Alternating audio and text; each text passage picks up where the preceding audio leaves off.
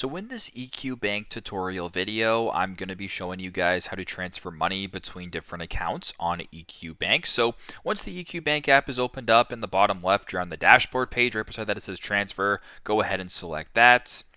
It'll then bring it to this screen right here where you can go ahead and actually select what you want to do. In this case, you want to transfer between accounts, so you can just go ahead and select that option. Once you're on this page, you can go ahead and select your account. So if you have multiple accounts, maybe you have a checkings account and a savings account, or a checking account and an FHSA, whatever the case may be, you can then go to where it says from, select your checking account, for example, and if you want to add it to your FHSA, where it says to, you type in that account, and then go to the bottom and press review, and then you can actually select how much money you want to transfer between accounts that way. But very simple, very straightforward. That's how to transfer money between your accounts on EQ Bank. Thanks again for watching, and I hope this video helps.